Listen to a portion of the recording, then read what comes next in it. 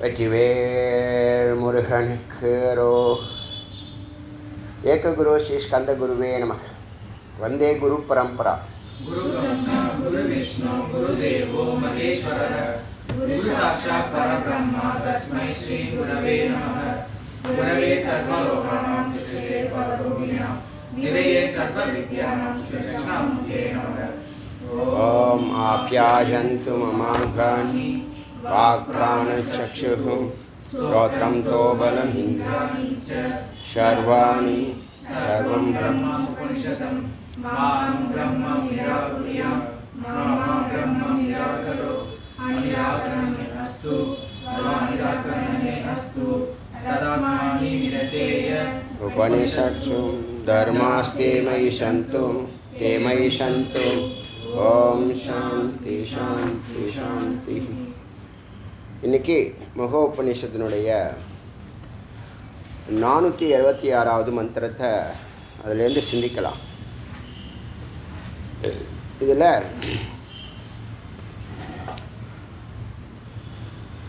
இப்போ இந்த ஞானியினுடைய மனநிலை பற்றி பேசும்போது, எப்போ ஒருத்தவன் கயிறை பார்த்துட்டானா அந்த தரிசனத்துக்கு அப்புறம் அவன் பாம்பை பார்க்குறதுக்கு வாய்ப்பே இல்லை. அறிவு ஏன் அறிவுக்கு மட்டும், இந்த ஞானத்துக்கு மட்டும் மிக மிக மேலான நிலையை இறைவன் கொடுத்துருக்கான் அப்படின்னு சொன்னால், பாக்கி எல்லா விஷயங்களும் நீங்கள் நம்பிக்கை கொள்ளுங்க, இல்லை இந்த பொருளாக வச்சிங்க, இல்லை ஒரு இமேஜினேஷன் பண்ணிங்க, ஒரு கற்பனை பண்ணிங்க, அப்படிலாம் இது இல்லை.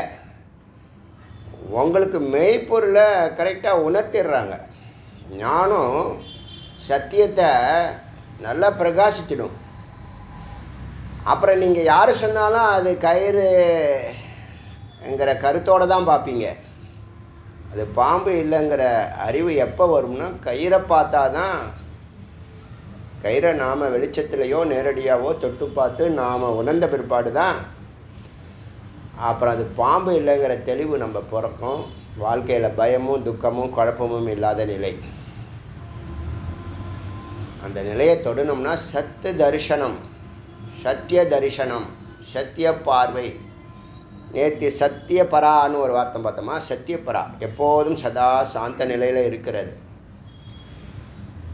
அப்போ மெய்ப்பொருளை அறிகிற வரைக்கும் நம்ம அதை பின்தொடர்ந்து அந்த நிலையை தொடர வரைக்கும், சத் தரிசனம் ஆகிற வரைக்கும் நம்ம இந்த தபத்தை தொடரணும். இப்போ அந்த தபத்தை 6 நிலைகளில் 6 படிக்கட்டுகளாக சொல்லி தான் அதை தீர்க்ககாலின் அப்படின்னு சொல்கிறது தபத்தை ஆரம்பின்னு அர்த்தம். தீர்க்ககாலின் காலம் குறிப்பிடாமல் நீண்ட காலம்னு சொல்லிடுச்சு. அப்போ நீ தவம் பண்ணுறதுக்கு தயாராக இருக்கணும், சகிப்புத்தன்மையோடு பயணிக்கிறதுக்கு தயாராக இருக்கணுங்கிறதுக்காக தான் காலத்தை குறிப்பிடாமல் தீர்க்ககாலின்னு சொல்லிச்சு. அப்புறம் நிரந்தரிய அங்கே யோகம் ஏற்படுது. பிரேக் இருந்துச்சுன்னா யோகம் இல்லைன்னு அர்த்தம். யோகம் இல்லைன்னா எப்போ நீ அந்த தரிசன செகண்டில் கூட தள்ளி போகலாம். 10 அடி தோண்டினவன் இன்னும் 1/2 அடி தோண்டினா தண்ணி வந்திருக்கும். ஆனால் அவனுக்கு அந்த யோகம் இல்லை, தொடர்ச்சி இல்லை, அவன் விடுறான். அதனால் அவனுக்கு அங்கேயே அது ஸ்டாப் ஆகிடுது. அவனுக்கு கிடைக்க வேண்டியது கிடைக்காம போயிடுது. அப்போ தரிசனம் பெறும் வரை அதில் பயணிக்கணுங்கிறதுக்காக தான் பிரேக் இல்லாமல்னு அந்த வார்த்தை. பிரேக் நிரந்தரிய அந்தரம். அந்தரம்னா கேப்பு, அந்தரம்னா கேப் விடாத, தொடர்ந்து செய். அது யோகத்தை நிலைநிறுத்துது. முதல்ல எதையும் எதிர்பார்க்காத தவம் பண்ண தயாராகுன்னு அர்த்தம். ரெண்டாவது யோகமாக அதை செய்யணும் அர்த்தம். அப்புறம் வித்யா குருவை தேடுன்னு அர்த்தம். ஏன்னா சிரவணம் நேற்று சொன்னேன் இல்லையா, சிரவணம் எல்லா கதவையும் திறக்கக்கூடிய மாஸ்டர் கீ. குரு சொல்லக்கூடிய சப்தமும் நீ கேட்கக்கூடிய உன் அறிவுக்கு எட்டிய அர்த்தமும் சேர்ந்தால் தான் ஞானங்கிறது பிறக்கும். ஞானந்தான் மெய்ப்பொருள். ஞானந்தான் மெய்ப்பொருளை உங்களுக்கு உணர்த்துறது. அது வரைக்கும் நீங்கள் பொய்யில வாழ்க்கை நடத்துகிறீங்க. ஆடம்பரமும் பகட்டும் புரட்டும் டெம்பரரியான மகிழ்ச்சியையும் நீங்கள் உதாசீனப்படுத்த ஆரம்பிப்பீங்க. எல்லாம் பை பர்த்து ஓரளவுக்கு உங்களுக்கு அறிவு இருக்கும். அது சரியாக தப்பானுங்கிறது உங்களுக்கு தெரியாது. இப்போ இதெல்லாம் சரிப்படுத்துறது, நெறிப்படுத்துறது, முறைப்படுத்துறது ரித்தம்னு பேர். அதுக்கு வேதம் என்ன பண்ணுது?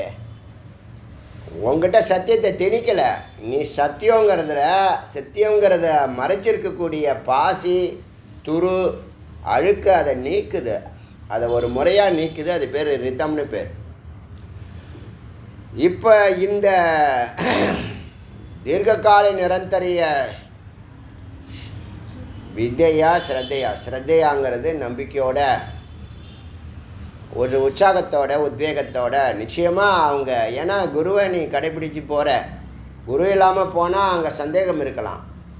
குரு இருக்காங்கங்கிறதுனால அங்கே சந்தேகப்படுறதுக்கு ஒன்றுமே இல்லை. நிச்சயமாக ஜெயிச்சிருவோங்கிற நம்பிக்கையோட தைரியமாக போகலாம். அப்புறம் தபஸா, இந்த காமக்ரோதாதிகள் உனக்கு தடை ஏற்படுத்தும். அதை தாண்டுனா நீ தபம் பண்ணுறன்னு அர்த்தம். முதல்லையே தீர்க்க காலையிலே தபஸை ஸ்டார்ட் பண்ணிடுற. இங்கே தடைகளை தாண்டுறது தான் தபம். அந்த அர்த்தத்தில் தபஸா. அப்புறம் பிரம்மச்சரியன்னு உன்னுடைய வீரியத்தை ஆக்கத்துக்கு பயன்படுத்து. உங்ககிட்ட இருக்கக்கூடிய எனர்ஜி 15 நாளில் மாற்றத்தை ஏற்படும். ஆணாக இருக்கட்டும் பெண்ணாக இருக்கட்டும், 15 நாள்கள் அந்த வீரியமானது, எனர்ஜியானது, பிரகாசமானது, எதையும் சாதிக்கக்கூடிய வல்லமையானது, அமிர்த தத்துவமானது உன்னை விட்டு வெளியில் போக போகுது. அதுக்கு முன்னாடி அதை நீ நல்லா மத்தால் கடைஞ்சி வேலையில் உன்னுடைய டார்கெட்டில் அதை நீ ஃபோக்கஸ் பண்ணினீன்னா அந்த எனர்ஜியானது இரட்டிப்பாகும். நீ அந்த பயணத்தில் எந்த டார்கெட், அது லௌகிகமாக இருக்கட்டும் ஆன்மீகமாக இருக்கட்டும், அந்த டார்கெட்டில் அமிர்த தத்துவம் அந்த பரம்பொருளுக்கு நைவேத்தியமாகுது. வேஸ்டேஜ் கீழே போனால் உனக்கு எந்த நஷ்டமும் இல்லை. இப்போ நீங்கள் என்ன பண்ண, சத்துப்பொருளையே வீணடிக்கிறீங்க. சத்துப்பொருளையே கீழே போயிடுது. அந்த மாதிரி போனால் நீ லைஃப்பில் பெருசாக சாதிக்கணுங்கிற எண்ணம் கூட உனக்கு வராது. இதாங்க கொடுமையிலையும் கொடுமை. இருந்துட்டு போட்டோம். சாதனையாளர்களுக்கு இது இறைவனை தேடுறதா இருக்கட்டும், இங்கே கொள்கையில் ஜெயிக்கிறதா இருக்கட்டும், ஒரு அச்சீவ்மெண்ட்டாக இருக்கட்டும், ஒரு அட்டைன்மெண்ட்டுன்னு சொல்லக்கூடிய எந்த ஒரு பெரிய மகத்தான காரியத்தை சித்தி பண்ணக்கூடிய முயற்சியாக இருக்கட்டும், அங்கே உன்னுடைய வீரியம் அதை கடையப்பட்டு உன்னுடைய எனர்ஜி எல்லாத்தையும் அதில் ஃபோக்கஸ் பண்ண அந்த வீரியம் கடையப்பட்டு அமிர்த தத்துவமாக மேலே ஏறும். இல்லைன்னா அது வேஸ்டேஜ் தான் கீழே போகணும். அது வேஸ்டேஜுக்கு தான் அவுட்லெட்டே தவிர சத்து பொருளை வீணடிக்கிறதுக்காக இல்லை. அதுதான் பிரம்மச்சரியம்னு பேர். இப்போ எங்களை போன்றவர்கள் எப்படி அதை கடந்தோம்னா, சத்காரியங்களை அந்த எனர்ஜியை பயன்படுத்தி பயன்படுத்தி பயன்படுத்தி பயன்படுத்தி இந்த அமிர்த தத்துவத்தை அந்த சத்காரியத்துக்கு பயன்படுத்திட்டு வேஸ்டேஜ் கீழே போனால் போகட்டும்னு விட்டோம். எனக்கு தெரிஞ்ச 30 ஆண்டுகளாக என்னுடைய லைஃப்பில் அது நடந்துட்டுருக்கு. அதே தான் உங்களுக்கும் சொல்கிறோம். அப்போ அங்கே என்னன்னா, பிரம்மச்சரியங்கிறது வேறு ஒன்று போகத்தில் ஈடுபடாதன்னு சொல்லலை. ஒரு குறிப்பிட்ட காலம் இருக்குது, அந்த காலத்தில் அதை பயன்படுத்திக்கோ. ஒரு 25% போகத்தை பயன்படுத்தலாம். ஆனால் உன் சிந்தனை எப்போதும் உன்னுடைய கொள்கையில் குறிக்கோளில் இருக்கணும். அது பேர் யோகம். அதுதான் நீ உனக்கு எல்லாம் கொடுக்கக்கூடிய பொருள். இதை இந்த 6 தத்துவத்தை சொல்லி நீ மேலே ஏறுறதுக்கு வழிவகையை சொல்லி, அப்படி ஒரு முறை நீ தரிசனமானால்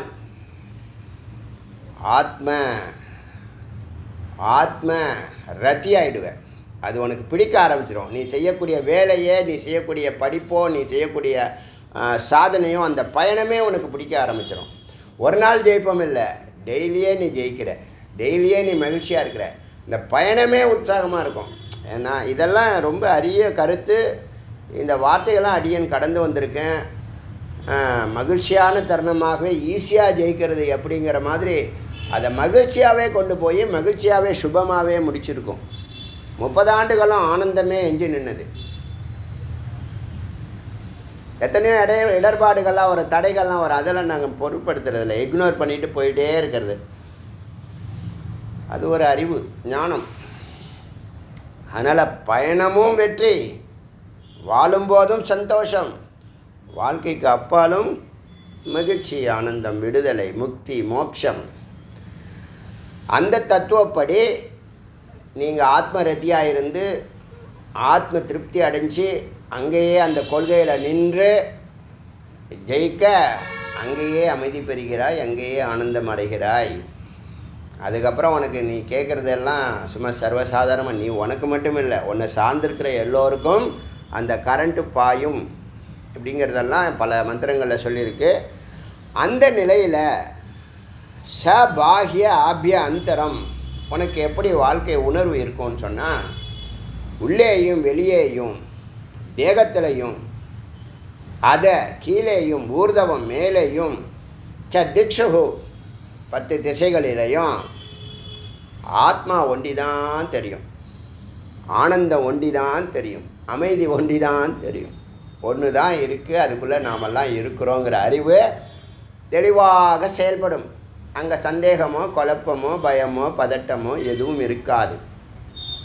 இந்த ஆத்மா தத்தோ அப்பியாத்மா, இங்கே எங்கும் ஆத்மா, தத்தோ அப்பியாத்மா, அந்த ஆத்மாவை தவிர ந அசி அனாத்மயம். ஆத்மா இல்லைன்னா அனாத்மா இல்லை, உயிர் இல்லைன்னா உடம்பு இல்லை. ஒரு ஒரு ஒரு ஒரு செடி இருக்குது, ஒரு செடியில் ஒரு பூ பூக்குது, அதில் பல கலர் இருக்குது. அந்த பூங்கிற ஒரு ஆதாரத்தில் தான் அதில் பல கலர் ஏற்றி வைக்கப்படுகிறது. உயிர்னு ஒன்று இருக்கிறனால தான் உடம்புன்னு ஒன்று உபாதியாக அதில் ஏற்றி வைக்கப்படுது. உயிர் இல்லாமல் உடம்பு தனியாக நிற்க முடியாது. அந்த தத்துவப்படி அப்பிய ஆத்மா, இந்த ஆத்மாவை தவிர ந அஸ்யயன் அனாத்ம அயம் ஜகத்து, மற்ற அனாத்மாங்கிற ஜடமோ ஜகத்தோ ந ததஸ்தி, அதை தவிர ஆத்மா இல்லாமல் ஜகத்தோ உடம்போ எதுவும் கிடையாது. அது இல்லைன்னா ந அத்திர யகம், ந யத்ர அகம், அது இல்லைன்னா தது ந தது அஸ்தி, அது இல்லைன்னா ந அத்திர அகம், நான் இங்கே இல்லை. ந தது அஸ்தி ந தன்மயம், அது இல்லைன்னு சொன்னால் அது சம்பந்தப்பட்ட உபாதிகள் ஜகத்தும் இல்லை. அது இருந்தால் ஜகத்து, அது இருந்தால் தான் நான். இருந்தால் தான் உடம்பு, பிரம்மம் இருந்தால் தான் ஜகத்து. மெய் இருந்தால் தான் பொய், நிஜம் இருந்தால் தான் நிழல் இருக்கும். நிஜமே இல்லை, வெறும் நிழல் மட்டும் இருக்காது. அப்படி ஏதாவது இருக்கா? நிஜம் இல்லை, நிழல் மட்டும் இருக்குன்னு இருக்கான்னா இல்லை. நிஜம் தெரியாமல் வேணா இருக்கலாம், கண்ணுக்கு தெரியாமல் இருக்கலாம். ஆனால் நிஜம் இருந்தால் தான் நிழல் வரும். அந்த தத்துவப்படி கிமின் கிமின் யத் அபி வாஞ்சாமி, நான் யாரை இங்கே வாஞ்சாமி விரும்ப போகிறேன், அல்லது ராகமோ துவேஷமோ யார் மேலே ஏற்பட போவது கிடையாது. சர்வம் சச்சின்மயம், இங்கே இருக்கிறது எல்லாம் சத்தும் சித்தும். சத்தும் சித்தும், சின் சின்னா சித்து, சின்மயம்னா சிதாபாசம் ஜகத்து, சத்துனா அதுக்கு ஆதாரம். சித்துக்கும் ஜீவராசிகளுக்கும் பஞ்சபூதங்களுக்கும் ஆதாரமாக இருப்பது சத்து. அதனால் சத் சித் சண்மயம், சத் சச்சின்மயம் தமம், அது சத்தாகவும் சித்தாகவும் இங்கே இருக்கிறது. அப்போது இந்த இடத்துல அவன் உணர்றானா, நான் இருக்கிறேன், நான்கிற வார்த்தை எல்லாருக்குள்ளேயும் எங்கும் இருக்கிறது. சொன்னேன் இல்லையா, அணு அளவுள்ள ஒரு பூச்சிக்குள்ளேயும் நான் இருக்குது. அதுவும் வாழ்க்கை நடத்துது, அதுவும் வேலைக்கு போகுது, எல்லாம் சம்பாதிக்குது, சாப்பிடுது, தூங்குது. துணோடு கண்ணுக்கு தெரியாது சின்ன பூச்சி, அது இந்த நெட்வொர்க்கோட கனெக்டடாக இருக்குது. அதுக்கு ஒரு டூரேஷன் வாழ்க்கை தரணும். அது எவ்வளோ நேரம் வாழுதுன்னே தெரியல. ஒரு நாள் வாழ்க்கையா, ஒரு மாத வாழ்க்கையான்னு சொல்ல முடியாது. அது நகருது, வேகமாக ஓடுது, நகருது, பறக்குது, எல்லாம் பண்ணுது.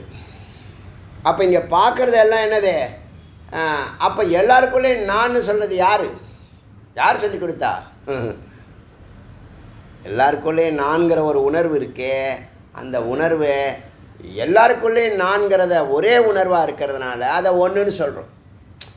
நான் வந்து நானும், நீங்கள் வந்து உங்களை நீன்னு சொல்லிக்கல. இங்கே இருக்கிற எல்லா ஜீவராசிகளும் நான்னு சொல்லுது. சொல்கிறது புரியுதா இல்லையா? நான், நீ, அவன், அவள் அப்படி சொல்லலை. எல்லாருக்குள்ளேயும் நான் இருக்குது. பிறந்த குழந்தையே நான் இருக்குது. அது தன்னை கவனிக்கலன்னா அது கோபம் வரும். தனக்கு சாப்பாடு கொடுக்கல, தண்ணி கொடுக்கல. உங்கள் குழந்தை ஒரு 5-6 வயசு குழந்தை இருக்குது வீட்டில், கெஸ்ட்டு வந்து அவன் அந்த குழந்தைய பார்க்கல வச்சு மற்றவங்களே பேசிட்டான்னு வச்சுங்க, அந்த குழந்தைக்கு பிடிக்காது. இன்னும் நான் ஒருத்தன் இங்கே முக்கியமாக இருக்கேன், என்னை யாருமே மதிக்கலை, இப்படி பார்க்கும், அப்படின்னு நினைக்கும், ஜட்ஜ் பண்ணும். அப்போ நான் வந்து யார் சொல்லி கொடுத்தா?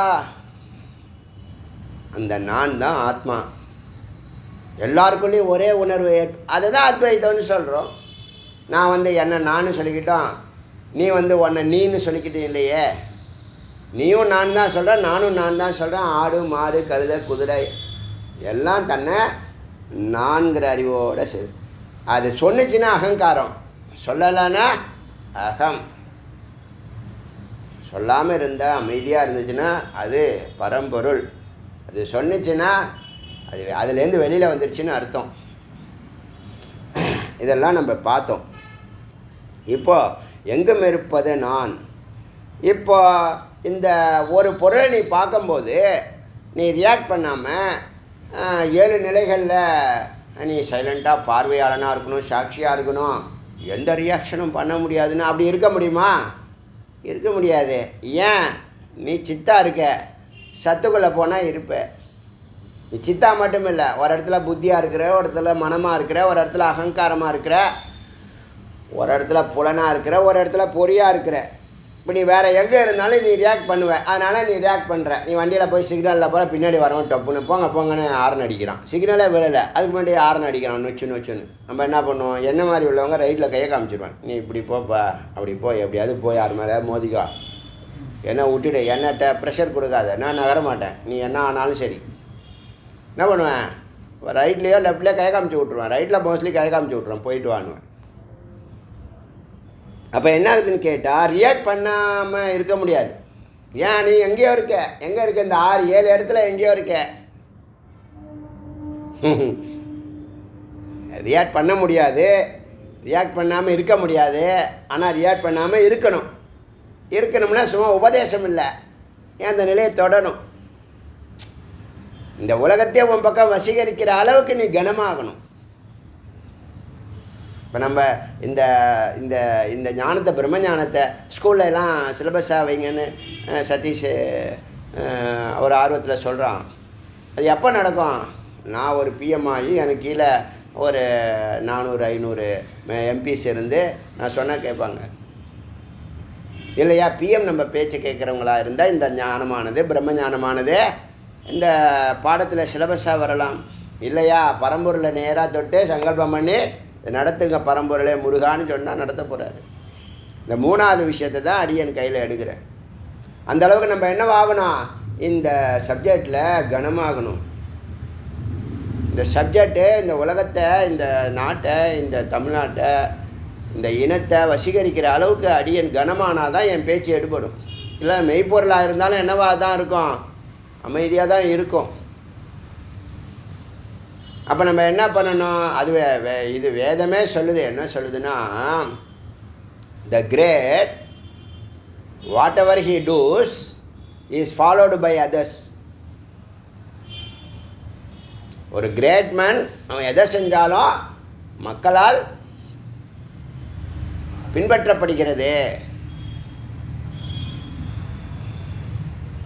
அவர் என்ன சொல்கிறார்? எனக்கு வந்து 3 லோகத்தில் எந்த வேலையும் கிடையாது, ஆனால் still I engage in action. Mahavishnu சொல்கிறார் அர்ஜுனன் கிட்ட, 3 லோகத்தில் எனக்கு எந்த வேலை தெர் இஸ் நாட்டுங்கிறாரு. நாட்டுனா என்ஓடி இல்லை, NOUGHT, NAUGHT. நாட்னு ஒரு வார்த்தை இருக்குது, இங்கிலீஷு லிட்ரேச்சர், இங்கிலீஷ் லாங்குவேஜுக்கு தெரியாத வார்த்தையை சொல்கிறேன். NAUGHT வேணால் போட்டுப்பார். There is not duty or work for me in 3 லோக். 3 லோகத்துலேயும் எனக்கு எந்த ஒரு வேலையோ கடமையோ செய்யறதுக்கு இல்லை. ஆனால் ஐ என்கேஜ் இன் ஆக்ஷன். பரம்பொருள் சொல்கிறார்ப்பா, எனக்கு எந்த வேலையும் கிடையாது, ஆனால் நான் என்ன பண்ணுறேன், ஆக்ஷனில் இருக்கேன். பரம்பொருள் சொல்கிறாரு. யார் சொன்னால் நீ கேட்ப? நம்ம இந்துக்கள் இறைவன் சொன்னால் எதுவும் சொல்ல கேட்போம், குரு சொன்னால் கேட்போம். அந்த பரம்பொருளே குருவாக இருந்து சொல்கிறார், எனக்கு ஒரு வேலையும் கிடையாது, ஆனால் நான் வேலை செஞ்சிட்ருக்கேன், நீ என்னப்பா செய்ய மாட்டேங்கிற, செய்ப்பா.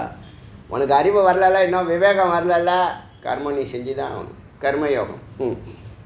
அறிவு வந்துருச்சா, ஞானத்துக்கு போ, குருவை தேடு, போ போ போ போ. விவேகம் வரலையா, கர்மா தான் உனக்கு கதி. சம்சாரிக்கு கர்மா தான் கதி. அங்கேயே இருக்கான் இல்லையா, 4 ஆசிரமத்தில் கடைசி வரைக்கும் சம்சாரத்திலே இருக்கானா இல்லையா, கிரகஸ்தத்திலே இருக்கானா இல்லையா. பிரம்மஞானம் இல்லைன்னா அவனை மிருகம்னு சொல்லுது, பிரம்மஞானம் இல்லைன்னா அசுரன்னு சொல்லுது வேதம். இறைவனை பற்றி 50 வயசாச்சு, உன்னை பற்றி ஒன்றுமே தெரியலன்னா என்ன கற்றுன்ட்ட நீ? உன்னை பற்றியும் தெரியல, இறைவனை பற்றியும் தெரியலன்னா உன்னை என்னன்னு சொல்கிறது? அதனால் உன்னுடைய தர்மம் அங்கேயே முடிஞ்சு போகுது. நீ பிரம்மச்சரியமும் இல்லை, உனக்கு வனப்பிரசமும் இல்லை, சன்னியாசமும் இல்லை, சதா கிரகஸ்தத்தில் செக்குமாடாவே இருன்னு கர்மத்தையாவது யோகமாக பண்ணித்தோலன்னு சொல்லுது.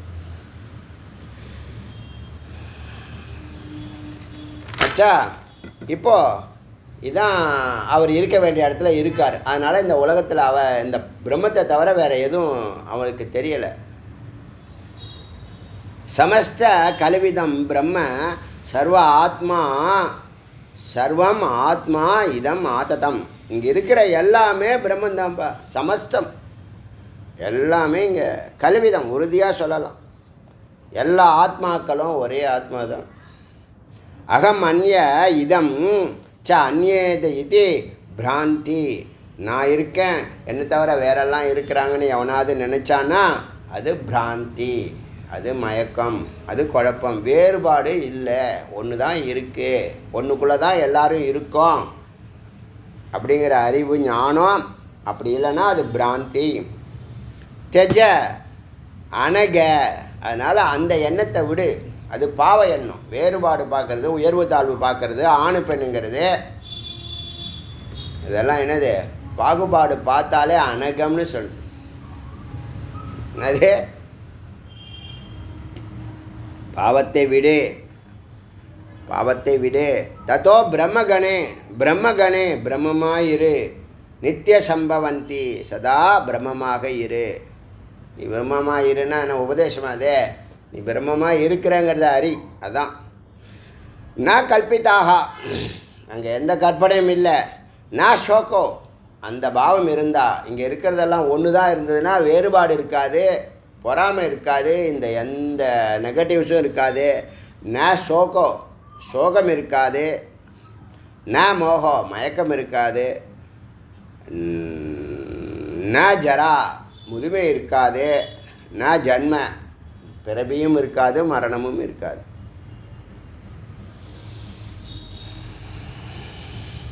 புரியுதா? இப்போ எல்லாருக்குள்ளேயும் நான் இருக்கிற பாவம் என்ன அர்த்தம்? எல்லாருக்குள்ளேயும் நான் அப்படின்னு இருக்கிறது யார்? ஒன்று தான், நான் தான் எல்லாருக்குள்ளேயும் இருக்கேன் அப்படின்னு சொல்கிறது தான் அந்த அர்த்தம். மகாவிஷ்ணு சொல்வார், அர்ஜுனன்கிட்ட சொல்வார், நான் தான் எல்லாருக்குள்ளேயும் இருக்கேன் பாரு. எப்படி இருக்காரு? நானாக இருக்கேன். அது கழுதியாக இருக்கட்டும், குதிரையாக இருக்கட்டும், நான் தான் அதுக்குள்ளே நானாக இருக்கேன். எது அஸ்தி இக தது வா அஸ்தி. விஜ் வரும், இதை புரிஞ்சுக்கோ. நான் தான் எல்லாருக்குள்ளே இருக்கேங்கிற இந்த அறிவு இருந்தால், எது அஸ்தி, இங்கே எது இருக்கோ, இந்த உலகமாக எது இருக்கோ, தது அஸ்தி, அது அதுவாக இருக்கிறது. விஜ்வரோ, நன்றாக விவேகத்தோடு அறிவாயாக, விவேகத்தோடு அறிவாயாக. விஜ்வரோ பவ சர்வதா, எப்போதும் இந்த விவேகம் உனக்கு இருக்கட்டும். யதா பிராப்த அனுபவத்தக சர்வாத்ரான் அபிவாஞ்சனாத். எது உனக்கு கிடைக்குதோ உன் வாழ்க்கையில், அத்தியாவசியம் உனக்கு கேட்காமலே கொடுக்கப்படும், சௌகரியம் நீ கேட்டு கொடுக்கப்படும். அப்படி கிடைச்சதில் கிடைச்சிட வாழ்க்கை நடத்துகிறல அப்போ தான் நீ சமநிலையை நீ தொடுவ. இல்லைன்னா கொந்தளிச்சுக்கிட்டே இருப்ப, உனக்கு நிம்மதியே இருக்காது. எனக்கு அது வேணும், இது வேணும், இது வேணும், இது வேணும். உனக்கு வேணும்லாம் கேளு, இறைவன்கிட்ட கேளு, சங்கல்பம் பண்ணு. நீ ரொட்டீனை பண்ணிட்டே வேறு என்ன பண்ண போகிற? நீ சண்டை போடுறது, விரோதம் பண்ணுறது, அஜிடேட் பண்ணுறதெல்லாம் அறியாமை மடத்தனம். அது ஒன்றையும் கொதிக்க வச்சிரும், குடும்பத்தையும் கொதிக்க வச்சிரும். நீ பயணம் செய்யப்பா, அதெல்லாம் அப்பப்போ வரும். வந்தப்போ வேண்டாம் நான் சொல்ல போகிறேன். அதனால் கிடைச்சதை பிராப்த அனுபவத்தக சர்வத்ரான் அபிவாஞ்சனாத். எப்போதும் இந்த கிடைச்சதை விரும்பி வாழ்க்கையை நடத்திக்கிட்டே வந்தீங்கன்னா அது சமநிலை. இந்த நிலை கிரகசத்தில் நீ பிடிச்சாதான் உனக்கு குரு வருவாங்கன்னா குரு வரவே மாட்டாங்க. சமநிலை இல்லாதவனுக்கு அவன் மன சஞ்சலத்தில் இருக்கிறவனுக்கு போய் உபதேசம் பண்ண முடியுமா? அவன் மனம் ஏற்றத்தாழ்வில் இருக்குது, துள்ளி குதிக்குது, கொதிப்படைஞ்சு நிற்குது, தாகத்தில் இருக்கான், பசியில் இருக்கான், அவனுக்கு போய் உபதேசம் பண்ண முடியுமா? அப்போ குரு வரமாட்டாங்க. அதனால் என்ன பண்ணணும்னா தியாகாதான் பரித்தியாகி விஜயரோ பவ. எதெல்லாம் விஷயங்கள் விடணுமோ அதெல்லாம் விட்டு தொலை. விவேகியாக இரு விஜ்வரோ பவ சர்வதா. எஸ் ஏத ஜன்ம பாச்சாத்தியம். இந்த ஞானத்தை நீ இந்த பயணத்தில் சமநிலையில் இந்த ஞானத்தை நீ பற்றினா இந்த ஜென்மாவில் எஸ் ஏது ஜன்ம இந்த ஜென்மாவிலையும் பாச்சாத்தியம் வரக்கூடிய பிறவி இருந்தால் ஞானம் பூர்த்தி ஆகலைன்னா திரும்ப பிறக்கணும். ஞான நிஷ்டையாகணும் இல்லையா? ஞான நிஷ்டையாகி ஞான நிஷ்டையாகி பிரம்ம நிஷ்டை ஆகணும். நானாக நிற்கணும். இப்போ நான் கீழே இறங்கினேன்னு சொன்னால் என்ன ஆகும்? செயல் நடக்கும். அப்போ நான் இல்லை, அகமானது அகங்காரமாக மாறிடுச்சு. 7 நிலைகள் அகங்காரம் வேலை செய்யுது. அகமான 8வது நிலை 7 நிலையில் சித்தம் புத்தி மனம் இந்திரியம் கோலகம் வஸ்து. இப்படி இது எல்லாமே அகத்தினுடைய விகாரம், அகங்காரம். அகத்தினுடைய விகாரம் தான் அகங்காரம். அந்த நிலையில் இருந்தால் திரும்ப பரப்போம். ஞானம் பெறுவது பெரிய விஷயம் இல்லை. ஞானத்தில் நிஷ்டையில் உட்காரணும், அமைதி ஆனந்த நிலையை தொட்டு அங்கேயே வசிக்கணும். அது முதல்ல தொட்டால் தானே நீ அங்கேயே வசிக்கணும். இப்போ அது ஒரு பாயிண்ட் இருக்குது, எல்லாத்துக்கும் ஒரு பாயிண்ட் இருக்குது. அந்தந்த பாயிண்டில் என்னவாகுது? அந்தந்த நிலையை நீ தொடுற, அங்கேயே வாழலாம். இப்போ நாங்கள் எப்படி 30 ஆண்டுகள் ஒரே இடத்துல இருந்தோம்? ஆத்மரதி, ஆத்மசந்துஷ்டி, ஆத்ம நிஷ்டை. அதுதான் இந்த 30 ஆண்டுகள் போனது தெரியாமல் போச்சு. நம்ம என்ன நினச்சி போய் உள்ளே உட்காந்தோம், சொசைட்டி ஒன்றும் நமக்கு பிடிக்கலை, இங்கே தான் ஆனந்தம் இருக்கே அப்படின்னு நினச்சி உட்காந்தோம். கடமை தவறணுமா? கடமை தவறலை. ரிதம் மாறணும், ரிதம் மாறலை, ஒரே ரிதத்தில் போனோம். அதான் சமநிலைன்னு பேர். இந்த ரிதம் தான் சமநிலைன்னு அர்த்தம். இந்த ரிதம் பல அர்த்தங்கள். ஒழுங்குமுறை, சமநிலை. 8 மணி நேரம் தூங்குற தமோகுணம், 8 மணி நேரம் வேலை செய்கிற ரஜகுணம், 8 மணி நேரம் சத்துவகுணத்துக்கு நீ வரலையே, அப்போ எப்படி நீ பேலன்ஸ்டாக இருப்ப? எப்படி சமநிலை வரும்? எப்படி நீ மேலே ஏறுவ? சமநிலை ஈக்குவலைஸ் பண்ணி தானே ப்ளஸுக்கு போக முடியும். ஈக்குவலைஸே பண்ணலை, மேலும் கீழுமே படகு கடலில் ஆடுற மாதிரி, அலையில் ஆடுற மாதிரி உன்னுடைய வாழ்க்கை ஆடிக்கிட்டு இருக்கு. நீ மேலே ஏறுறது? ஆடிக்கிட்டே பயணம் பண்ணினீன்னா எங்கேயாவது விழுந்துருவேன். அது புரியுதா? எனக்கு இப்போவும் வாழ்க்கை வாழும்போதும் வாழ்க்கைக்கு அப்பாலும் இந்த ஞானம் பிரகாசிக்கவும் கொள்ள விஷந்தி. ஞானிக்கு விஷாந்தி அமைதியும், வித்யா கல்வியும், விமலா தூய்மையும், முக்தா விடுதலையும், வேணுமிவ உத்தமம். இந்த இசைக்கருவி மூங்கில் போல உத்தமமான ஒரு இசைவும், விரக்த மனசாம். இதெல்லாம் கடந்தா எந்த நிலைக்கு? இந்த ஞானத்தை நீ கிரகணம் பண்ணி மேலே ஏறுனா விரக்த மனசா, எந்த பற்றும் இல்லாத தூய மனதினால சம்யக்கு ஸ்வப்பிரசங்காத்து. சம்யக்கு நன்றாக, ஸ்வயம் பிரசங்கா, சங்கனா சேர்றது, பிரசங்கனா விசேஷமாக சேர்றது, சிவப்பிரசங்கனா தன்னுள் தானாய் விசேஷமாக சேர்வது. இந்த சித்தான நீ ஒன்றுள் இருக்கக்கூடிய சத்துள் விசேஷமாக சேர்வது சிவபோகம். உள்ளேயே அந்த சிவபோகம் நடக்க ஸ்வ பிரசங்க பிரசங்காத் உதாகிருதம். நீ ஒரு மாடலாக தென்படுவாய். இந்த நிலையில் திருஷ்டு திருஷ்யம் சமாயோகாத். நீ பார்ப்பவனும் பார்க்கப்படும் பொருளும் சமயோகாத்து ஒன்றாவதால் பிரத்யேயானந்தம் நிச்சய. அதாவது இப்போ நான் சொன்னாலே எல்லாத்துலேயும் அத்வைதம் ஏற்படும். நான் பேசுகிற வாக்சக்தியும் நீ கேட்குற சிரவண சக்தியும் மீட்டானா ஞானம் பிறக்கும் இல்லையா? அது மாதிரி அன்பும் அறிவும் சேர்ந்தால் ஆனந்தம் பிறக்கும். அதுதான் அத்வைத நிலை. பார்ப்பவனும் பார்க்கப்படும் பொருளும் சேர்ந்தால் ஆனந்தம். பார்ப்பவனும் பார்க்கப்படும் பொருளும் சேர்ந்தால் பார்ப்பவனும் இருக்க மாட்டான், பார்க்கப்படும் பொருளும் இருக்காது, பார்வை மட்டுமே நிற்கும். அதுதான் உணர்வு. அதுதான் பார்க்குது, அதுதான் கேட்குது. ஒரு பார்வையை மட்டும் வச்சு பேசுகிறோம். கேட்குறதுக்கும் அதே தான். கேட்குறதும் கேட்கப்படும் பொருளும் ஒன்றானால் அங்கே கேள்வி, கேட்கும் தன்மை. அது என்னது? உணர்வு. அந்த உணர்வு தான் நான். உணர்வுனா என்னது? அறிவு. எதை பற்றிய அறிவு? எதெல்லாம் ஒன்று சார்ந்து இருக்கோ அதையெல்லாம் அது அறியும். அறிகிற ஒரு விஷயம் தனக்கு அஞ்சு மீடியாவில் இந்த உலகத்தை தொடர்பு கொள்ளுது. 5 விண்டோஸ்னு வச்சுங்க. உள்ளே உட்காந்து 5 விதமாக பார்க்குதுன்னு வச்சுங்க.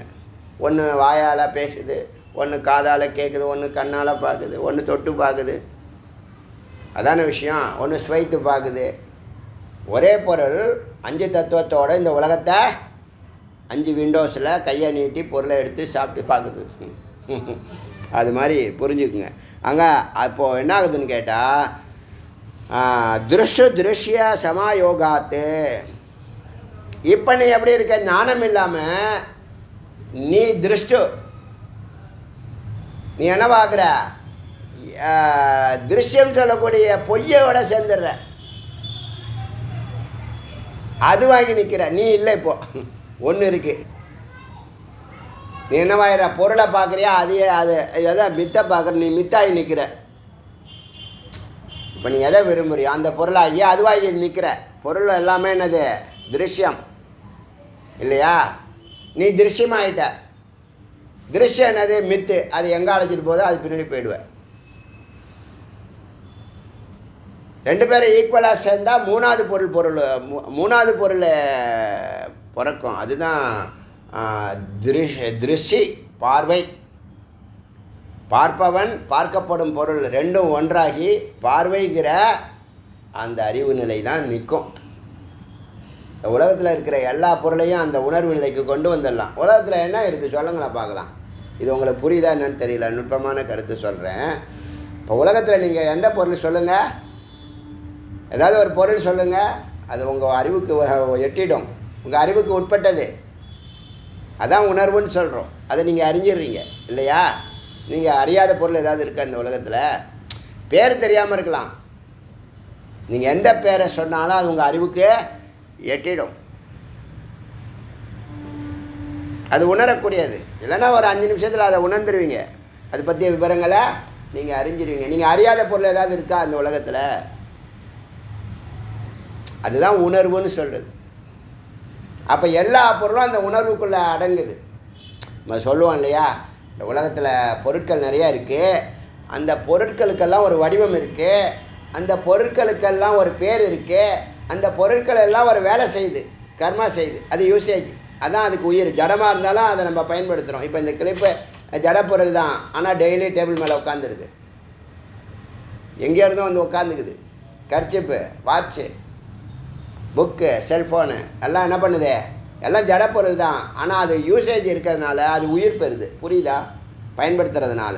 அப்போ ஒரு பொருளை பார்க்குறீங்க, அதுக்கு வடிவம் இருக்குது, அதுக்கு பேர் இருக்குது, அதை தான் நாம ரூபம்னு சொன்னோம். நாம ரூபம்னு சொன்னோம். அதுக்கு ஒரு யூசேஜ் இருக்குது, அதுதான் அது உயிர் பெறுது. புரியுதா இல்லையா? நாம ரூபம் உயிர் பெறுது. அதுதான் சப்தம் அர்த்தம் ஞானம்னு சொன்னோம். அந்த ஞானம்னு சொல்கிறோம்ல, அதான் உணர்வு. இந்த பொருளை எந்த பொருளையும் நீ உதாசீனப்படுத்த மாட்டேன். ஏன்? அந்த பொருளுடைய யூசேஜ் உனக்கு உணர்வாக இருக்குது. சொல்கிறது புரியுதா? இந்த கீயை கையில் வச்சுருந்தான் இல்லை, அந்த கீயோடைய மகத்துவம் அதை எங்கே இருந்தாலும் அது மகத்துவமான பொருள்னு தெரியுது உங்களுக்கு. புரியுதா இல்லையா? புரியுதா இல்லையா? அப்போ என்ன இருக்குது உலகத்தில்னா உணர்வு ஒண்டி தான் இருக்குது. அதுக்கு ஆதாரமாக ஒன்று இருக்குது, அது சத்து.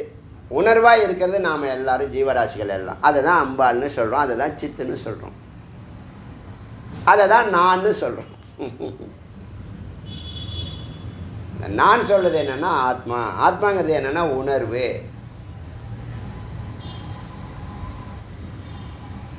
இது புரியுதா?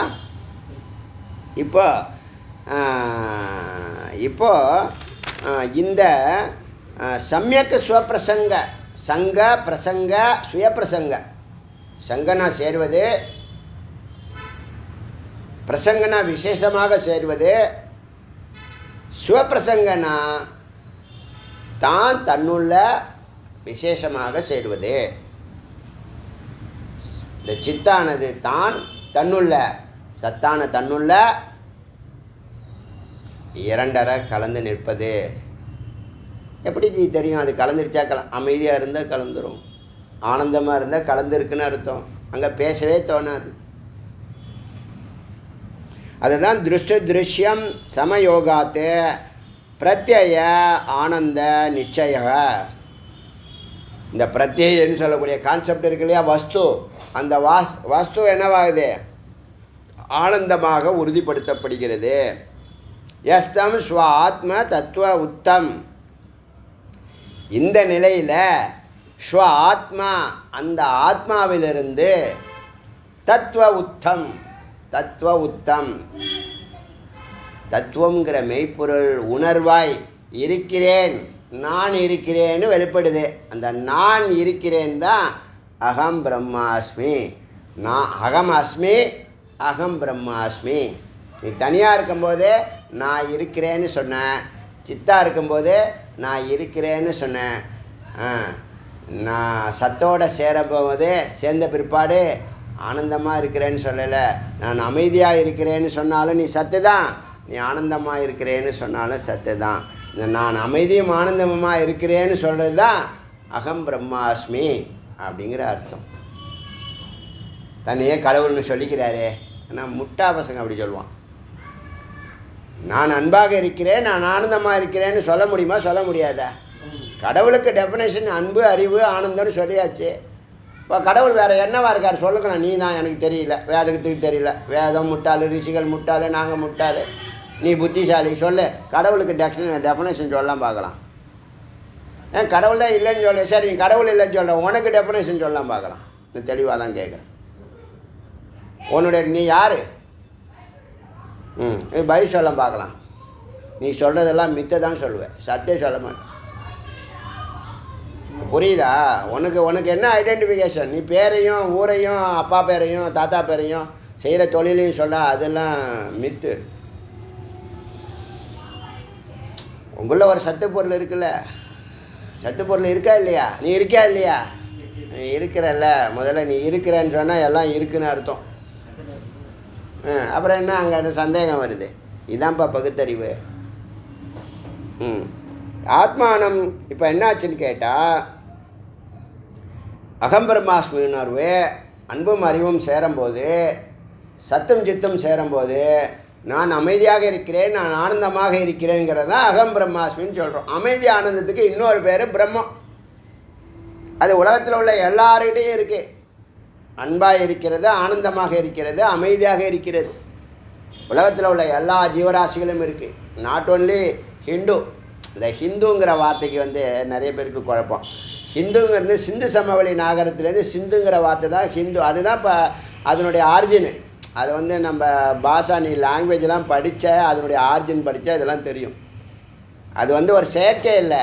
அத்வைதம் எப்படி ஒரு இயற்கையான ஒரு உன்னத நிலையோ அது மாதிரி சிந்துங்கிறது ஒரு கல்ச்சர். சிந்து தான் ஹிந்துவாக மாறி இருக்கு. அதுக்கு ஒரு பெரிய சயின்டிஃபிக் ரிசர்ச்சோடு தான் இதை சொல்கிறேன். பாஷா லிங்குவிஸ்டிக்கில் இது வரும். அதெல்லாம் படிக்காமல் அந்த வார்த்தையே கெட்ட வார்த்தை மாதிரி ஆக்கிவிட்டானுங்க. என்னத்த சொல்கிறது? அறிவு, இதெல்லாம் அறிவு தான். இதெல்லாம் அறிவு சார்ந்த விஷயம். அறிவு இருந்தால் இது புரியும்.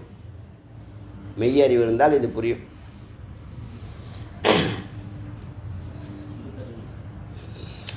சும்மா ஏதோ ஒன்று பேசுகிறோன்னு அர்த்தம் இருக்கணும்ல. ஏதோ ஒன்று பேசுகிறேன்னு சொல்லக்கூடாது. நான் கூட தான் உளருவேன், காமெடிக்காக எதை வேணாலும் உளருவேன். அது காமெடியாக தான் முக்கியமே தவிர தத்துவமாக நிற்கா. தத்துவம் வளர முடியாது. நீ வளர்னாலும் தத்துவம் தான். அதனால் நான் இருக்கிறேன், நான் பிரம்மமாக இருக்கிறேனுங்கிற உணர்வு அங்கே பிறக்குது. எஸ்த ஸ்வ ஆத்மாம் தத் உத்தம். அதிலிருந்து பிறப்பது தான் இந்த அகம் பிரம்மாஸ்மிங்கிற உணர்வு. திருஷ்டு தர்சனம் திருஷ்யானி தியக்த்வா. இப்போ நீ மூணுத்தையும் விடு. திருஷ்டு பார்க்குறவன், இன்னும் இந்த இடத்துல இன்னொரு விசாரம் இருக்குது, கண்டினியூ பண்ணால் உங்களுக்கு புரியாது. திருஷ்டு தர்சன திருஷ்யானி. இந்த பார்க்கிறவன் வந்து பார்க்கப்படும் இருந்தால் தான், பார்க்கப்படும் பொருள்னு ஒன்று இருந்தால் தானே பார்க்கிறவன் இருப்பான். பார்க்கப்படும் பொருள் மித்தியான்னு சொன்னால் இங்கே பார்க்கிறவன் ஒரு ஆடியன்ஸ் இல்லை.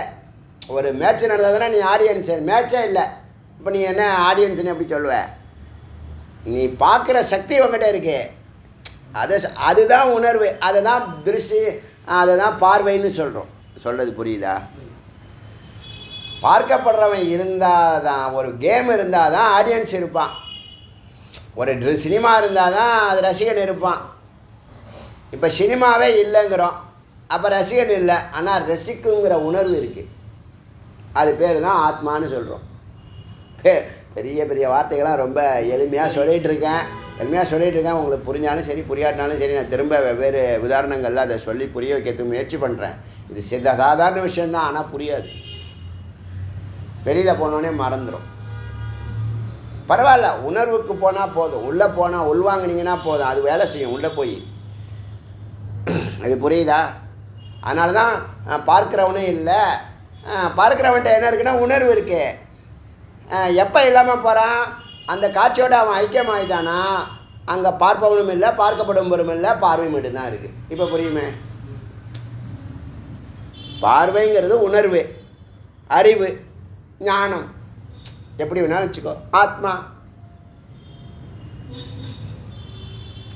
புரியலையா? சரி, அதனால தான் இந்த ரவுண்டில் இதெல்லாம் பேச வேண்டாம். ஆனால் இந்த இதில் இருக்குது, அதனால் பேச வேண்டியதாக இருக்குது. ஒவ்வொரு நிலையை நீங்கள் தொடர இப்போ புரிஞ்சிருக்கலாம். ஓரளவுக்கு இது வந்திருக்குல்ல. தத்துவமசியில் உங்களுக்கு ஒரு அணுவளவு கூட சந்தேகம் இல்லாமல் பூர்த்தி பண்ணிவிடுவேன். அதுக்கப்புறம் அனுபூதி வந்தே தீரணும். தத்துவமசிலே அனுபூதி வந்துடும் உங்களுக்கு. அதுக்காக ஒரு ரவுண்டு நீங்கள் நிதித்தியாசனம் பண்ணணும்னு சிரமப்படணும்னு அவசியம் இருக்காதுன்னு என்னுடைய முயற்சி. பார்க்கலாம். அதனால் இங்கே என்னதுன்னு கேட்டால், திருஷ்டு தர்சனம் திருஷ்யானி மூணுத்தையும் விடுப்பா. தியக்துவா வாசனையாசக, வாசனைகளையும் விடு, பதிவுகளையும் விடு. தர்ஷனம் பிரத்ய ஆபாச ஆத்மானம் சமூ. இப்போ நீ எங்கள் நடுவில் பார்வைன்னு ஒன்று இருந்துச்சுல்ல, அதை தியானம் பண்ணு, போதும் போ. இந்த உணர்வுன்னு ஒன்று இருக்குல்ல, அதை தியானம் பண்ணு. தர்சனம் பிரத்ய ஆபாசம் ஆத்மானம் சமுபாஷி. அந்த பார்வையை, பார்வை மட்டுமே இருக்கக்கூடிய அதை ஆத்மாவாய் அல்லது உணர்வாய் தியானம் செய். உபாஸ்மகே தியானிப்பாயாக, வழிபடுவாயாக. துயோர் மத்திய கதம் நித்தியம் அஸ்தி நாஸ்தி பக்ஷயோ. இருக்கு இல்லை அதை விட்டுடு. இருப்புன்னு ஒன்று இருக்குது. நான் இருக்கிறேன் இல்லை, அது தாண்டி இருப்புன்னு ஒரு நிலை இருக்குது. அழியாத பொருள் அது. அதுதான் உணர்வு, அதுதான் ஆத்மா.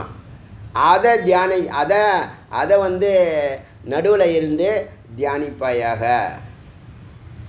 நித்தியம் அஸ்தி ந அஸ்திதி பக்ஷயோ, இந்த ரெண்டு பத்துக்கு நடுவில் த்வியோர் மத்திய கதம் நடுவில் நின்று தியானிப்பாயாக. பிரகாசனம் பிரகாசனம் பிரகாசனாம் ஆத்மானம் சமுபாசியக. அதனால் இந்த வெளிச்சம் அதற்கு ஆதாரமாக இருக்கும் ஆத்மாவை தியானிப்பாயாக. எல்லாத்துக்கும் இருப்புன்னு ஒன்று இருக்குல்ல, ஒன்று இருக்குன்னு சொல்ல அந்த ஒன்றை தியானம் பண்ணு. ஏதோ ஒன்று இருக்கா இல்லையா, ஒன்று இருக்கு, அது ஆதாரமாக வச்சு தான் எல்லாம். அந்த ஒன்று இருக்குன்னு சொல்ல அந்த இருப்பை நீ தியானம் பண்ணு. அந்த பிரகாசத்தை, அது எப்படி இருக்குது, பிரகாசமாக இருக்குது. அந்த பிரகாசத்தை நீ ஆத்மாவாய் நினைத்து, உணர்வாய் நினைத்து, உயிராய் நினைத்து, கடவுளாய் நினைத்து, இறைவனாய் நினைத்து, எப்படி வேணாலும் நீ அதை உபாசனை பண்ணு, வழிபடு.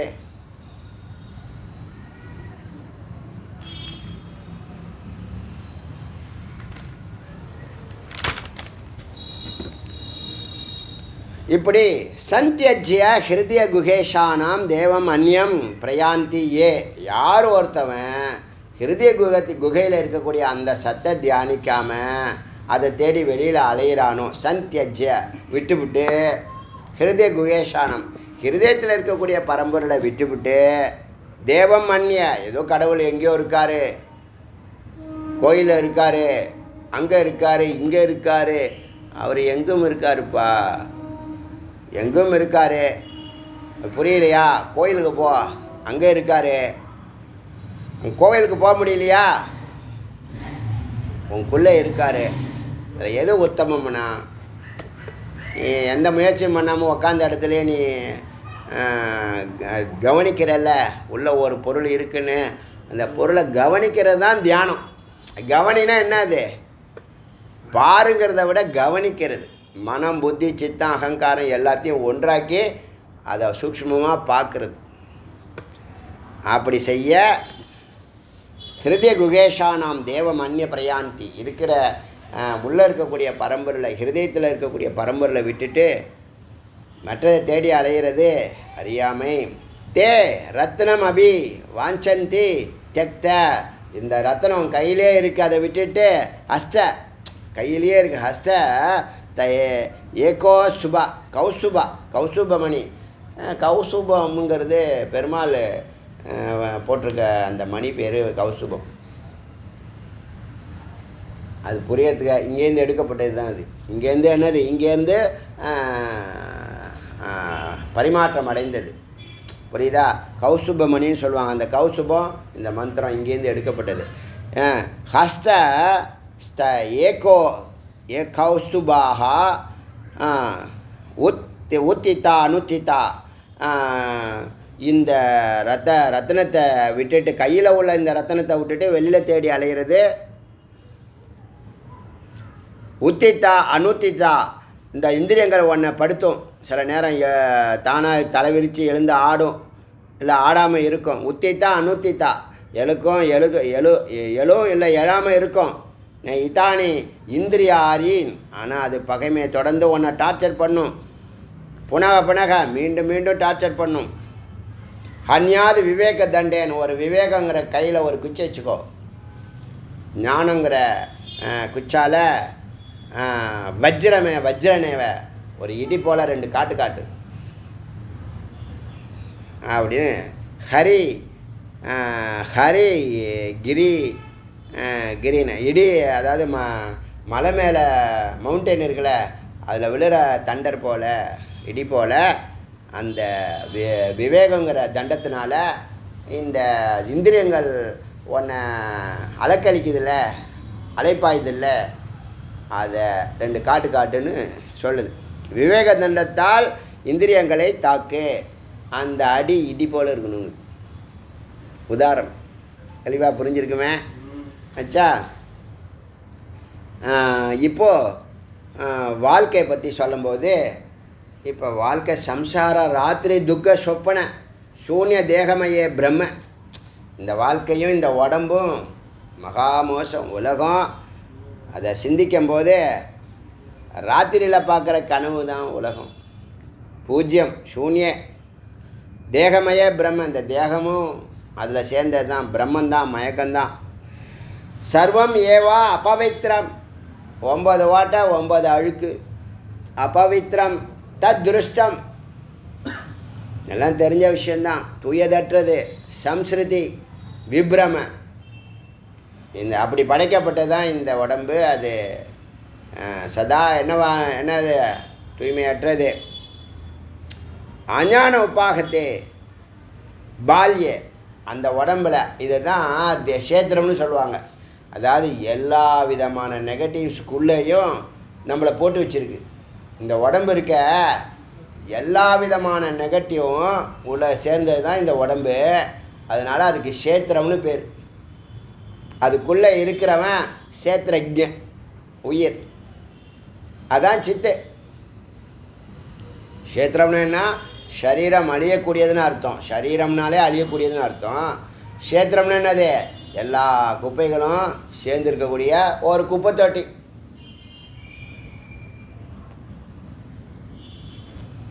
அதுக்குள்ளே இந்த மனுஷன் என்ன பண்ணுறான்னா, அஞ்ஞான உபாகத்தே பால்யே, பாலனாக இருக்கும்போது எனக்கு தெரியாதுன்றான்.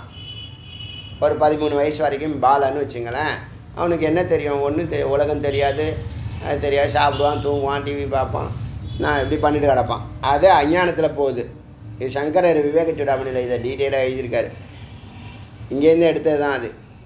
அஞ்ஞான உபாகத்தே பால்ய காலத்தில் அறியாமையில் போயிடுது. யவன வனிதாகத்தை, பெண் இளமை வரும்போது பெண்ணையே நினச்சிட்டு இருக்கிறான். இந்த டீனேஜில் பெண்ணையே நினச்சிட்டு இருக்கான். அதில் இளமையும் போயிடுது. ஆணுனா பெண்ணு, பெண்ணுனா ஆணு. யவன வனிதாகத்தை அந்த இதில் போயிடுது. சேஷே கலத்திர, எஞ்சி இருக்கிற நாட்களில் மனைவி, குடும்பம், மக்கள், சிந்தா ஆர்த்த, எப்போ பார்த்தாலும் துக்கம், பயம், குழப்பம், பதட்டம், மதிக்கட்டான் சோலை. அது 25 வருஷம் தான் அலாட் பண்ணியிருக்கு. இல்லறதுக்கு 25. அப்போ நீ உள்ளே போனால் தான் உனக்கு நல்லது கெட்டது புரியும்னு தான் அது உள்ளே அனுப்பி விடுது. உன்னை சார்ந்திருக்க 10 பேரை வாழ வைக்கணும்ப்பா, போ அந்த வேலையை பார்த்துட்டு வா அப்படின்னு போகுது. உனக்கு பல வேலைகளில் இதுவும் முக்கியமான வேலை. அப்போ தான் நீ வேலைக்கு போவ. குடும்பம் இல்லைன்னா நீ வேலைக்கு போக மாட்டா, தெரியுமா? தருதலையாக சொல்லுவாங்கள்ல, தருதலைன்னு என்னென்னா மரத்தடியில்னு அர்த்தம். கரதல பிக்ஷா தருதல வாசம்னு சொல்லுவாங்க. இது பெரிய நீண்ட வாக்கியம். அது கரதல பிக்ஷா தருதல வாசம்னா எல்லாத்தையும் விட்டுவிட்டு பாடா படுத்தி எடுத்து அந்த குடும்பம் எனக்கு வேண்டாம் அப்படின்னு போயிட்டு ஏதாவது ஒரு திருவண்ணாமலை, காசி, இமயமலைன்னு போய் உக்காந்துக்கிட்டு கரதல பிக்ஷா, கை அப்படி நீட்டுறது. இப்போ யாராக போகிறாங்க டக்குன்னு கையை நீட்டுறது, ஏதாவது கொடுங்கன்னு. அவனுக்கு தெரியும் நீ ஏதோ கேட்குறான், சாப்பாடு தான் கேட்பான். வாங்கி சாப்பிட்றது. சாப்பிட்டுட்டு மரத்தடி, அது பேர் தருனா மரம், தருதலைனா மரத்தடியில். கரதல பிக்ஷா தருதல வாசம். இப்போ தகப்பன் இல்லாத குழந்தை தருதலையாக வளரும்னு சொல்லுவாங்க. அதாவது அதை மட்டம் தட்டுறானா சம்சாரி அந்த கரதல பிக்ஷா தருதல வாசம் ஞானிகளுக்கு பொருந்தும். ஆனால் கடமையை செய்யாமல் குடும்பத்தை ஆரம்பித்து விட்டுட்டு ஓடுறான் பாருங்க, அயோக்கிய போய் அவன் எங்கேயும் தப்பிக்க முடியாது. புரியுதா? அதுக்கு நீ முன்னாடியே ஓடி போயிரு. எங்கேயாவது எதுக்கு ஒன்று ஆரம்பித்து எல்லோரும் வாழ்க்கையும் ஸ்பாயில் பண்ணுற? உனக்கு அந்த ஞானம் இல்லைன்னா போகாத. எடுத்ததை பூர்த்தி பண்ணணுமா? கடமை தவறக்கூடாது. நிறைய இடத்துல நீங்கள் இங்கெல்லாம் இந்த பிரம்மஞானம் கடமை ஒரு அணுவளவு கூட தவறு. அதான் சொன்னல, இப்போ எனக்கு there is not duty in everywhere. எங்கேயுமே எனக்கு எந்த டியூட்டியும் எனக்கு கிடையாது. எஸ்பெஷலி திரிலோகத்துலேயும் எனக்கு டியூட்டி கிடையாது. But I engage in action. Parameswaran சொல்கிறார், மகாவிஷ்ணு சொல்கிறார் அர்ஜுனனுக்கு. அவரே வேலை செய்கிறார், நீலாம் என்ன மண்ணாங்கட்டி அப்படின்னு. இந்த இளமை பருவத்தில் அஞ்ஞானத்தில் போகுது. அதாவது பாலப்பருவத்தில் அஞ்ஞானத்தில் போகுது, யவனத்தில் பெண்ணை நினச்சிட்டே சிந்திச்சிட்டு இருக்க. எஞ்சி இருக்கிற நாள் சேஷம், எஞ்சி இருக்கிற நாளில் கலத்திரம் ஒய்ஃபு, அப்புறம் சிந்தா, துக்கம், கவலை. கிம் கரோதி நரா நரா அதமக. இந்த மனித பிறவி அதமமான பிறவி சொன்னோமா. மனித பிறவி அரிய பிறவி, ஆனால் அதம பிறவி. இது நான் எப்பயோ சொன்னேன், இப்போ மந்திரம் வந்திருக்கு. எப்பயோ சொல்லியிருக்கேன், மனித பிறவி அரிய பிறவி, ஆனால் கீழான பிறவி. ஏன்னா 11 நிலைகள் மேலே இருக்குது. நீங்கள் வந்து மாங்கோட்டையை 11 பேர் சாப்பிட்டுட்டு கீழே போட்டதை எடுத்து சாப்பிட்டுன்னு இருக்கேன், அதான் நல்லா இருக்கு இங்கே இருக்கேன் அப்படின்னு என்ன பண்ணுற, சாக்கடையில் புழு மாதிரி நெளிஞ்சிக்கிட்டு கிடக்கிற. அதனால் நர அதமகன்னு சொல்லிடுச்சு. நரப்பிறவி மனித பிறவி கீழான பிறவியாக இருக்குது. நீ மேலே இருக்கிறதுக்கு வாய்ப்பு இருக்கிறதுனால அரிய பிறவின்னு சொன்னது. இப்போ அரிது அரிது மானிடராய் பிறத்தல் அரிதுன்னு ஔவையார்லேருந்து எல்லாரும் சொன்னாங்க. எதுக்குன்னா, இந்த வாய்ப்பை நீ பயன்படுத்தி 12 ஆண்டுகள் குரு சேவா செய்து கை கட்டி வாய்ப்பொத்தி பிரம்மஞானத்தை பெற்று அதில் நின்னா இந்த அரிய பிறவிங்கிறது அர்த்தம் புரியும். இல்லைன்னா மறுபடியும் கழுதை குதிரை பன்னி பிறப்பு. நீங்கள் நினச்சிருந்தீங்க இதே மாதிரி பிறப்பு எல்லா ஜென்மாலையும் கிடைக்கும்னு நினச்சிக்கிட்டு இருக்கீங்க. அதில் ஏமாந்து போயிடாதீங்க. புரியுதா? ஏமாந்து போயிடாதீங்க. விரைந்து பிரம்மஞானத்தை அறிங்க, புரோமத்திக்கு வா, நிதித்தியாசனம் பண்ணு, கடமையெல்லாம் செய்ய, கடமை தவிர சொல்லலை. அதனால் நரம் வந்து அதமம், நரப்பிறவி. மானுட பிறவி 489வது. எத்தனை ஆரம்பித்தோம்? 476. 476 ஆரம்பித்து 489. எத்தனை மந்திரம்? 13 மந்திரம். அருணாச்சல சிவ அருணாச்சல சிவ அருணாச்சல சிவ அருணாச்சல சிவ அருணாச்சல சிவ அருணாச்சல அருணாச்சல சிவ அருணாச்சல சிவ அருணாச்சல சிவ அருணாச்சல வேல் கரோகரம்.